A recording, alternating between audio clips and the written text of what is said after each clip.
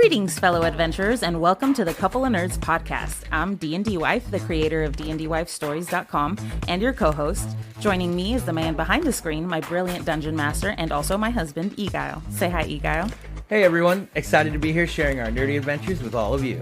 Absolutely. So what's Couple of Nerds all about? Well, we're diving into the realms of Extraeus, sharing our experiences, playing D&D in our apartment, and exploring the intricate tapestry of relationships both in and out of the game. And we got some exciting segments for you all, from lore deep dives to crafting tips, artwork showcases, and relationship advice on and off the table. We've got a little bit of everything for every kind of adventurer. So whether you're a seasoned adventurer or a tabletop newbie, we invite you to join us today. Tune in, relax, and enjoy the magic of Couple of Nerds. May your rolls be natural 20s and your adventures be legendary. Welcome, everybody, to another episode of Couple of Nerds. I'm your host, DnDWife, and with me is my co-host and husband, Dungeon Master Eguile. How's it going, everyone? Welcome to another episode. This Just Us segment is all about binging anime. So if you're new, our Just Us series is where we just share our personal hobbies and our interests outside of the usual D&D content.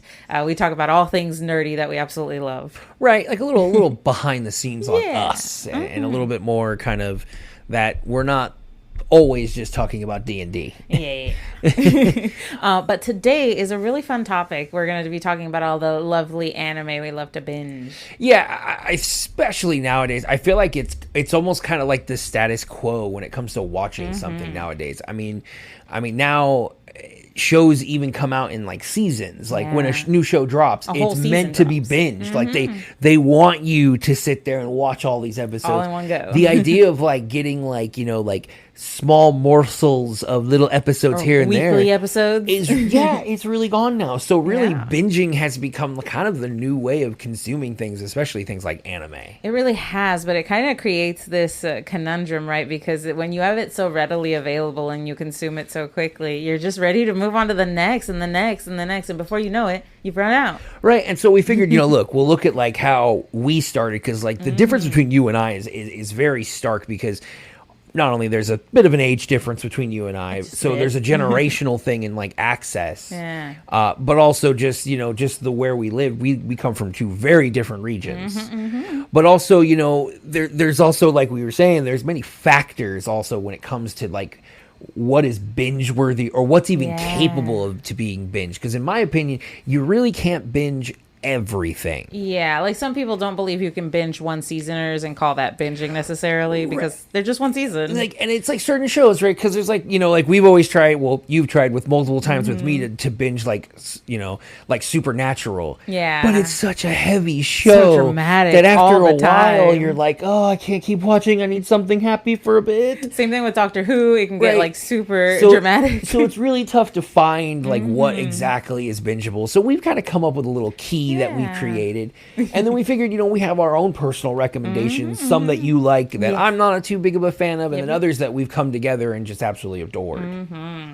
So, I mean, really for us, you know, this is more about exploring the history, not only for our views on anime, but also kind of, we are kind of the vocal, or like the turning point of the change of media. Really, we're in between both the old school anime and the new school that's come out. Right, yeah, I mean, not to, you know, drop it, but, you know, I remember watching, you know, anime originally on VHS, you know, so it's like, a lot of people nowadays don't even know what that is. Yeah, right? When you talk to kids sometimes. Wow. You know, so for me, I mean, that's really kind of the thing, is obviously I grew up a child of the 90s, so, you know, internet and stuff like that wasn't really a big thing. So for me, it was mostly done on television. It was Toonami. It was you know, I remember HBO. If you had, I lived on the West Coast, but we had the East Coast version of HBO. Oh, interesting. Because HBO at midnight would play anime, even if it wasn't even like dirty, raunchy anime. It would be, but they just assumed adult cartoons must be dirty, has to be played. So we can't play those during normal hours. Yeah, so when I was younger, I remember we had the East Coast feed, so it's 3 hours ahead. So I could watch the midnight at 9. That's nice. But see, like, that's what I had to start going through just to start watching anime and getting kind of episodes, because there wasn't really, like, you know, these didn't appear at Blockbuster yet. Yeah, there wasn't a not place really. to download. And if you did happen to get an anime, you know, especially later with discs, it was going to be in Japanese. Yeah. You might be lucky enough to get it translated or have a fan dub. Yep. I remember a couple of friends of mine that would watch anime and they would have the printed script. Oh, wow. And they're reading it as they're watching it slowly because there's no fan dub. Yeah. Because that technology hadn't really not yet. been made so popular yet. So Wasn't even a dream yet. So it was really kind of a different world. But then as I also grew older, technology grew, internet, you know, by the time I was in high school, you know, most anime came out on DVDs. Yeah. And if you wanted, you would go to like Fry's or Warehouse or online, and you would buy the DVD box set. Yeah. And that was like the pinnacle of craziness, because you could get it, you know, a dub on a disc. It would be like 6 episodes per disc. Yeah. So you'd have like 6 DVD set, but they were like $300-$400 a drop if you wanted the entirety of the collection, right? Well, they didn't have the same international shipping we have nowadays, where Oh my goodness, it can get here in a week. Yeah, and so you know, it's really tough because you really didn't have the access to get those kind of things. And so then when it later, you know, especially when the advent of Netflix when now this was early Netflix, when they still rented DVDs, you know, that was really what basically opened the floodgates for my access to like regular anime intake. Yeah. And that was when I could actually start binging and start being able to like actually watch like episodes in a row In sequence and know what's going on. Dude, that's like the biggest change too, where it's like being able to watch something from like the first episode to the last episode. Yeah, I didn't get that till like my early 20s. Right, because then you understand how everything is functioning, where when you're just watching it raw on TV, it's a little rough to sometimes keep up with the story if you miss one episode or two. Yeah, you're no joke. Or when the biggest bane, and I still have like, you know, serious issues with recap episodes. Yeah. Because I get it when they existed, and I'm glad they've kind of faded out. But like the clip show recap show was such a it was so horrid when you've waited all week for a show to find out it's just a clip show of all the episodes you've already seen. And that was your episode. Now it's 2 weeks before you. I used to just be so mad. And you know, it's for the people who missed some of those episodes to catch up. And it's literally they had to make an episode to allow other people to catch up, because there wasn't a way to catch up. And so I think that really changed like my habits and like how I, you know, because in the old days it was really time based. Now it's a lot more on my own time whenever I want. You know, if I, you know, half the time it's just kind of playing in the background sometimes. So it really has kind of changed how like my evolution of anime watching. But I mean, just like we said, you have an entirely different story. Oh yeah, mine is it's a little different because I didn't grow up with anime much. I come from a very conservative, like very Hispanic household, so it was very much. I wasn't watched very well. I got away with a lot. Yeah, well, my mom was a devout Christian, and so she kind of didn't like us watching those kinds of things. Some of them could tend to look a little gory or something, and so especially the way they were viewed in the media. Yeah, she just didn't allow me to watch any of that. The only times I could watch anime was my mom had to work late a lot, so I was able to stay up as a kid. It's always about that late night show. It's like the only way you can get it. It's, you know, either Adult Swim or Toonami when they would play the late nights. I remember watching Inuyasha or like Teen Titans at night and trying to watch those, but then like also fighting, not going to sleep.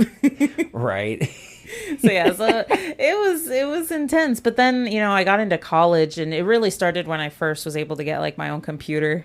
And what was it, like a MacBook Pro? No, not at all. My first computer was like this really nice cherry red HP. Okay. It was my first one. I looked, like I thought I did my research and looked at the nicest. Gotcha. So I got that, and I ended up watching. I got like Netflix, and so one of the like first few things that I watched probably was like Rosario Vampire. I remember that one. Yeah. I watched that one I watched that one in subtitles. Mm-hmm. And so that one was really cute. A friend of mine had also like made me watch Princess Mononoke with her. So I'd watch that one. Yep. And we really fall in love with the sort of like anime art style.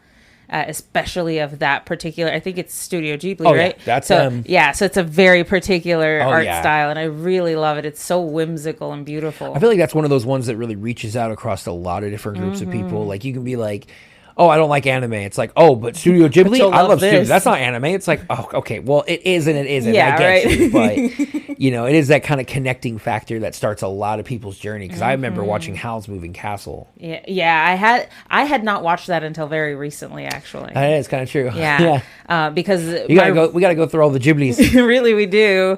But really, my big awakening really started when you and I started dating. Oh, because you had like all this knowledge of all these animes that you'd loved watching, so you wanted to show me, and I ended up falling in love with them too, a lot of them. Yeah, I'm always gonna remember the first anime we binged together, which was Gurren Lagann. Oh, it is still to this day one of my favorite animes of all time. The story is so well done. The artwork is beautiful, especially in the second half. The way that they do some of the lighting, it's just gorgeous. If you haven't seen it, it's one of the ones that please do. Right, and I think that's kind of what easily shows with the fact that we kind of have this kind of rubric when it comes to binging shows, because like we were saying in the beginning, it's like not everything can be binged. No, you can't. You really can't. Like Blood, a vampire one. That's a tough one because there's a lot of murder, a lot of chaos. Heavy. A lot of the horror-based anime. So we've kind of developed a system over time where we kind of look at stuff and kind of figure out like, okay, is this something we want to binge? Yeah, it's and like the tough. first thing for me is, I know it doesn't bother you as much, but it's always kind of like a stickler for me, and it has to do with commercials. Yeah. Right, and I think it's gotten a little bit more prevalent around now with now almost every streaming service that if you don't want commercials, you got to pay extra, even more than before. And that's so frustrating because I think that hampers a lot of the kind of bingeability of something, because not only do some of these programs have the dumbest places to put the commercials, even though like the show might actually have breaks for the commercial, they'll choose to go like in the weirdest spots, a minute and a half or a minute and a half before that in between a question, and then it will have the little break. And it's like, wait, what?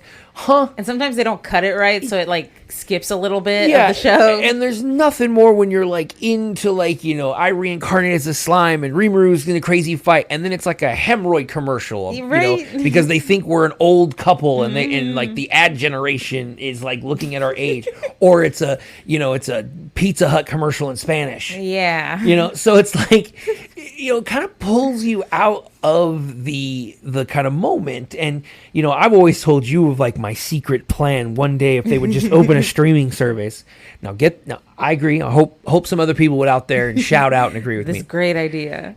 Make an anime, and then the first episode you see the opening music and the closing music. Okay. And then after that, you never see him again. Oh. Until there's a new one. And when the new one comes, you get to see the opening number, the first episode, the closing number, and then it moves on. So that way it's literally like a movie where it's just rolling through the show. You move from episode to episode, and you don't have to worry about any of these like where they have to give like weird cuts, not only the weird cuts, but like you get like the last 5 minutes of the other episode, and then the last 5 minutes of this episode, you're going to get 3 minutes of the next episode. So really, you're only getting about 16 minutes of the show. Yeah. No, let's cut that out. Get 30 minutes of a show. So is it safe to say that you also don't want like any closing credits or anything bogging down the progression? I like watching them once, and then you get their joy, and if they're bangers, you watch more than once. There's a few bangers out there that I'll watch more than once, but generally speaking, it's like, at least at least some of these streaming services have the middle ground, which is at least the skip intro, skip credits. But you have to manually do it. Right, which is frustrating. They haven't quite caught up to Netflix yet. But I mean, I know for you, though, your biggest thing, and you talked about this a lot, is the number of episodes. Yeah, I think there's a happy medium that you can get with episodes. It can't not be too 1,000? long. Well, it can't be too long because One Piece is super intimidating to start, even if I wanted to. Right. I mean, there are so many that I've wanted to watch, but then when someone's like, hey, man, it's a really great anime. Season 5 is where it kicks off. It's like, that's like 200 maybe some episodes. Yeah. I got to watch 200 before it gets good. And I've tried binging Naruto that has quite a few hundred episodes in its belt as well, and it is just such a slog. I still haven't gotten past the tuning exams. Right, and there's kind of a balance, and I think there are some shows that need a lot of episodes, because there's some where you're like, oh, I need more. Yeah. Don't even no. Why is there not more? The 26 episodes of the first season, you're like, we just got started.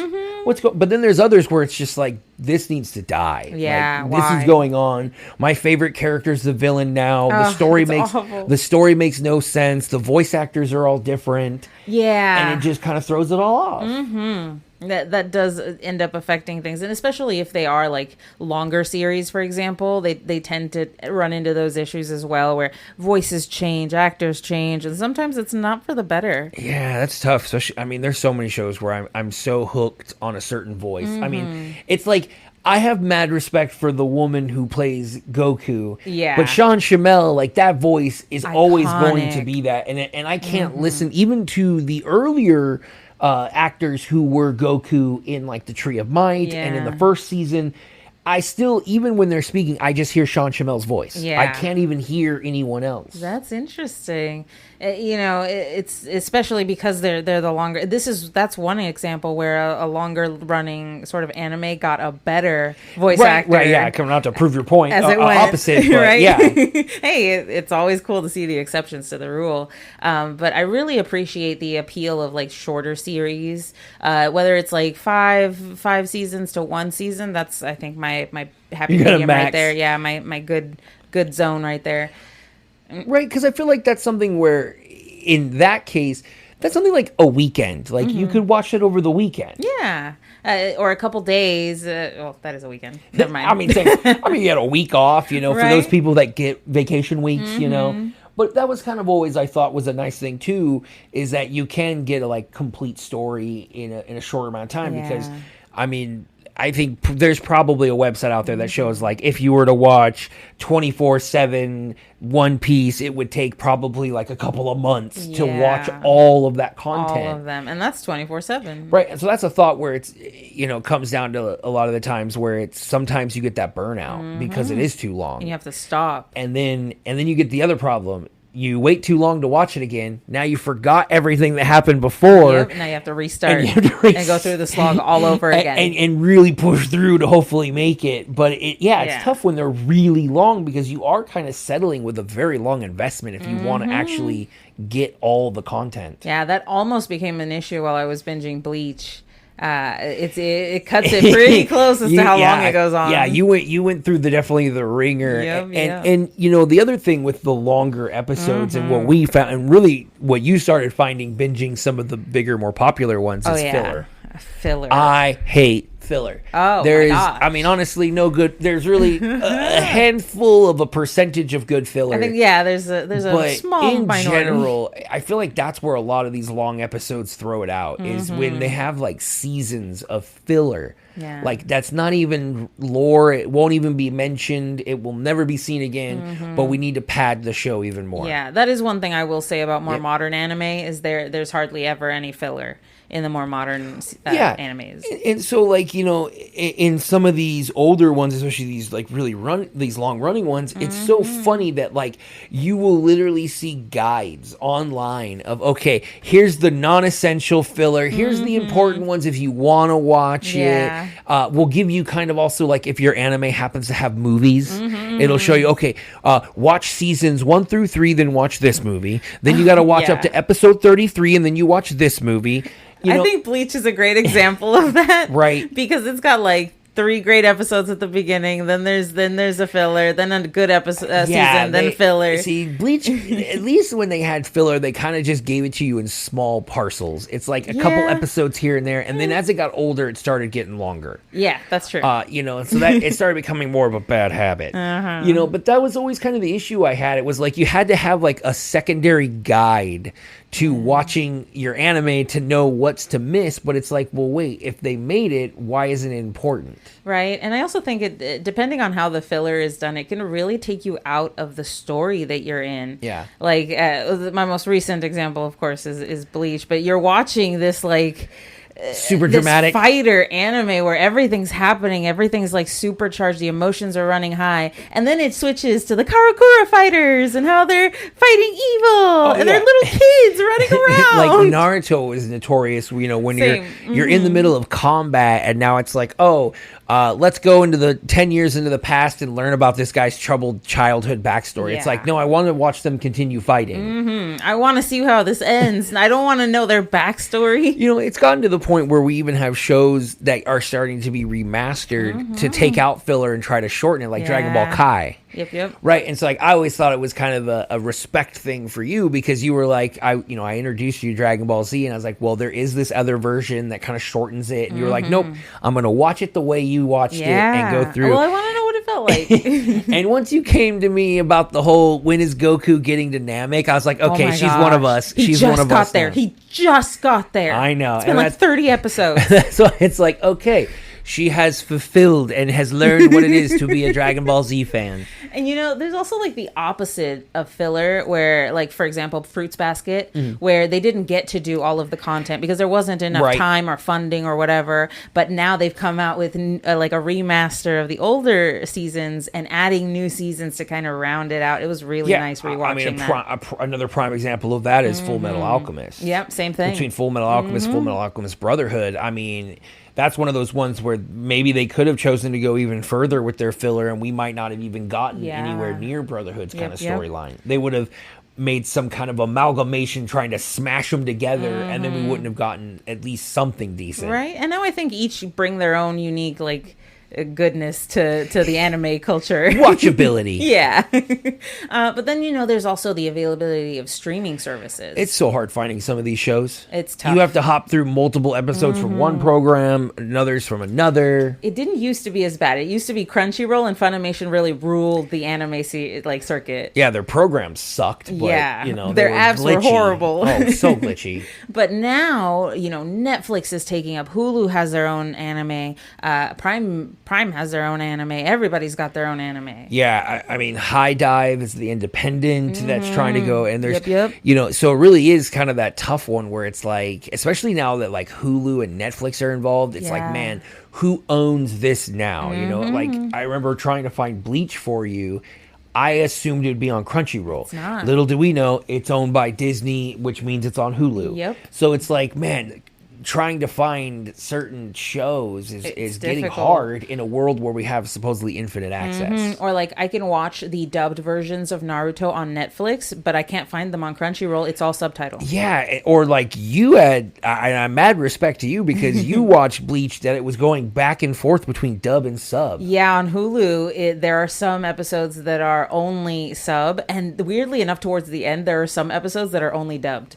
Yeah, so right? It was strange. And I remember watching, you were like, yeah, this is what I have. I'm like, I couldn't do that. That would bug the ever-loving hell out of me. I will say, I am trying to learn Japanese, so it was helpful for me to like jump back and forth and have that playing in the background. But I can totally see why it would not be something ideal for somebody who's not doing that. Yeah, because me, nope. Right? I remember I couldn't even keep watching it. I was like, tell me when you get to 1,000-Year Blood War, and I will watch it with you. Right. But I can't watch this. It's Johnny Young Bosch or nothing. It's too ingrained into my childhood. The thing I will say is the Japanese voice actor for Ichigo is really close to Johnny Young Bosch. They're pretty comparable. Some will say it's the other way around. Oh, I'm so sorry to the entire country of Japan. My apologies. Yeah, but I feel like overall, like if we would get, at least personally, I would probably give the biggest thumbs up to actual Crunchyroll.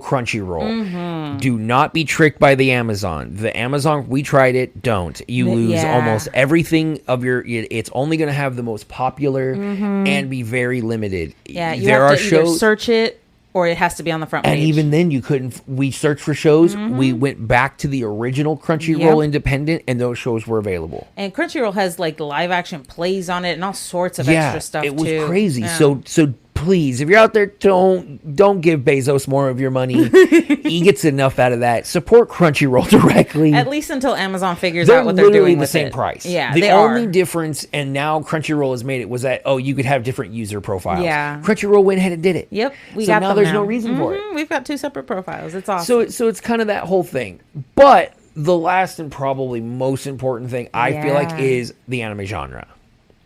Because really, it's like Game of Thrones. Like you can binge that, but it does get waxing over time, right? Like you're like, oh my goodness, so much intrigue, so much politics, so many names. Yeah. So there are certain genres I feel that are harder to just kind of binge and watch, and there are others that are literally designed to be binged. Yeah, it can be tough.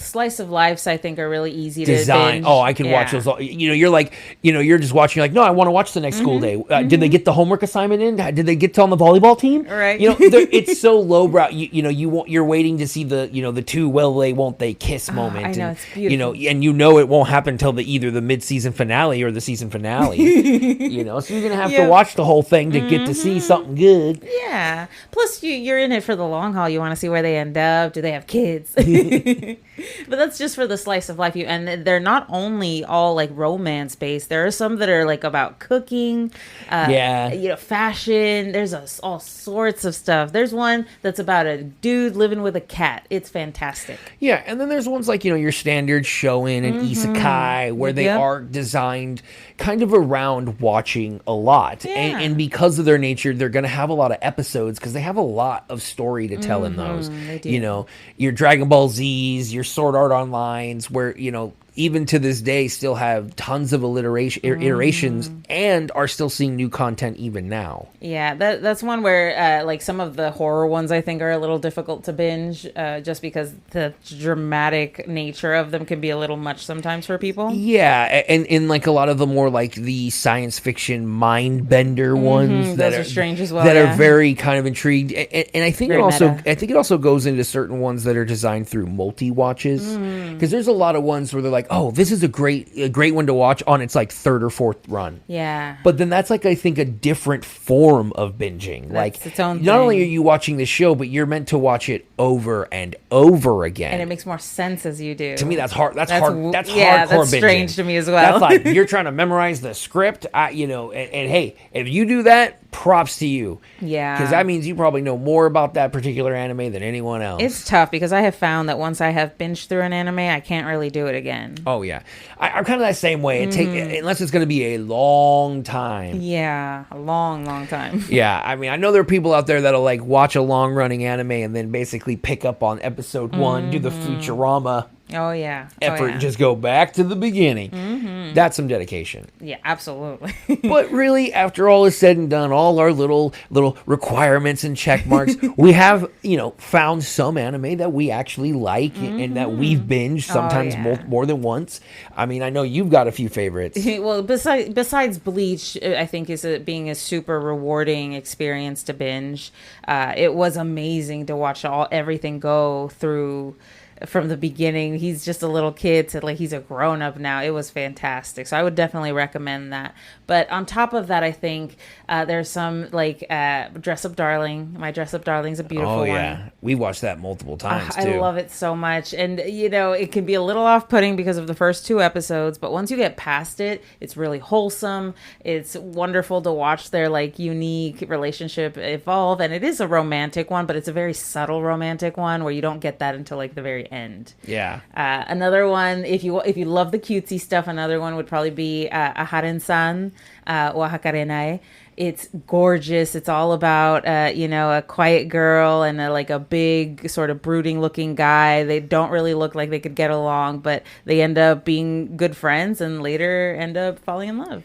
Yeah, you also like the My Roommate is a Cat. Yep, that one was a good one. I love that one. I mean, that one is definitely one where you got to just kind of go in. Don't look it up. Don't research it. Just watch the first episode, and I'm sure if you're a cat person, you're going to be hooked. Oh, yeah. Another one I think we've been watching, binge watching, is Solo Leveling. I mean, that's right now. That's kind of I think everybody is just chomping on the bit on that one.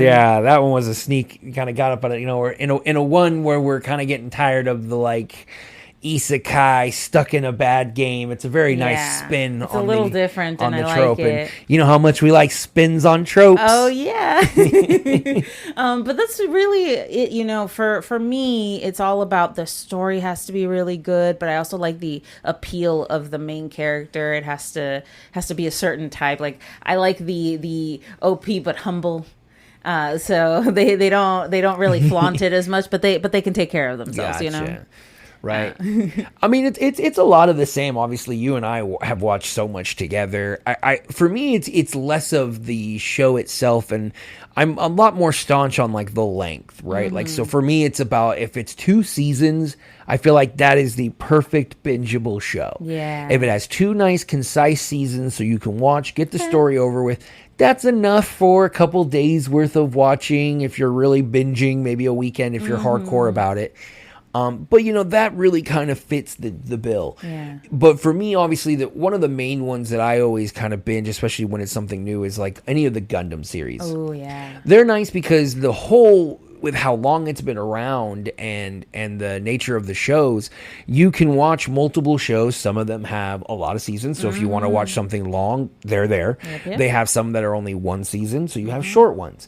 And they're all so unique that you can stay within this universe of giant robots fighting each other, but you can always have a way different story, art design, almost like different anime, but they're all kind of the same. And so it really kind of makes, a very little kind of cornucopia of anime, but you're still kind of taking the safe route of the same show. Yeah. And I'm very much, and I know you always kind of laughing about to me, is I'm very much into the OP main character. You do, the guy who's very, off put and, doesn't want to do anything like Offieta. Where that's kind of always my jam because I like the kind of just see how that happens because it's so anti the traditional struggle story that gets kind of overplayed over and over just again. like the casual OP character. Yeah, I mean, for me, I used to be a crazy binger. I mean, I remember in my early 20s, when Netflix was first handing out DVDs, I spent an entire, summer locked away watching day in, day out anime as much as I can get my hands on. Hundreds, if not thousands of hours. Anything I can do. And to this day, you still have 2 tubs worth of DVDs of anime. The old DJ CD tubs that are like relics of an old time now are filled with DVDs. If you guys know what those are, they hold hundreds, literally hundreds of CDs in them. One of these days I'll have to show a picture of it on our Couple of Nerds Discord. And they're alphabetized. But nowadays, because of, being able to kind of pick and choose and research, I feel like it's easier to kind of get a more kind of, precise binged, feeling. If that sounds weird. In the sense that you now get to watch what you want to watch and binge that specific without thing. having to scroll through or just everything. take what you get. And so it is kind of one of those things where if you want, there are tons of apps out there that'll randomize and pick a random anime. Or you can just go off of like us and go off recommendations. Talk to friends, talk to neighbors, anyone coworkers, if you don't mind showing your nerd flag. But sometimes getting a random suggestion can open you up to an anime you would have never watched or binged before. Oh yeah, I would recommend our 2-episode rule. Always watch something 2 episodes in. That way, at least that you either like it or you don't. It's like a TV show. The pilot can always get weird. Yeah, the pilots are always strange, but once you get into it a little bit, you can really see the nature of a show. But like as you can see, like we've come from different backgrounds, and our anime watching experiences are different, but now they are almost the same. Yeah. We come from different origins of technology and just access, but now that we kind of have this baseline that we all kind of have when it comes to watching anime and kind of that accessibility, it is now way more common and way easier to start binging anime. Yeah, it really is. You have so much accessibility, so the possibilities are really endless. We went over some of the factors that make anime binge-worthy, so you could have a little bit of a rubric, Right. Before it was take anything you can get. Now it's like, well, if it fits the checklist, I'll watch it. We're going to go through and pick and choose, Yeah, and it really always, no matter what recommendation, anime hits different for each person. What one person might obsess over, someone might not like at all. So it really also depends. If you like it or if you find it interesting, watch it. Yeah, if it looks good, watch it. Don't let anyone else's opinion or decisions or voice make those decisions for you. It's anime. Yeah. You can watch 26 minutes of an episode and make your own decision. Oh, yeah. So, it's always fun to be able to try new things too. So don't be afraid of taking those experiences. It's always fun to try something new. Right. And like we said, if you have any interactions, please jump on the Couple of Nerds Discord. Show us down there on our Just Us. Let us know yours, because if we haven't seen it, we would love to watch something new and perhaps give you a shout out for when we review that particular series. I would love to be able to do an episode on something that was recommended. That would be awesome.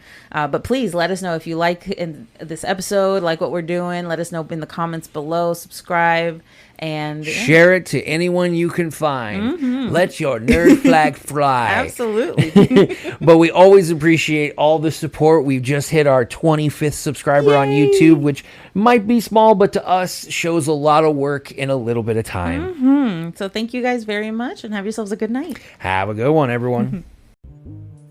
And that concludes today's journey through the realm of Couple of Nerds. We hope you had a blast exploring the intricate world of Extraeus. Don't miss out on the visual extravaganza over at our YouTube page at Couple of Nerds Podcast. It's where the magic comes to life with exclusive video segments, art previews, and a peek behind the curtain. Dive deeper into our adventures by visiting DnDWifeStories.com, your haven for all our podcast transcripts and a treasure trove of content dedicated to the captivating universe of Extraeus. Your unwavering support is our greatest treasure. Take a moment to weave your thoughts into a review and hit that subscribe button for an enchanting journey with Couple of Nerds. Join us beyond the podcast in the Extraeus Project Discord. Connect with us, the creators, and even the travelers themselves. Witness the magic unfold in live drawing streams, game alongside us, and step into our digital tavern, the Bard's Haven. Share your stories and characters with fellow adventurers. Visit DnDWifeStories.com for the link to join our vibrant community. Stay tuned for more tales, more laughs, and more insight into the world of tabletop gaming. Until then, may your dice be kind, your campaigns epic, and your adventures legendary.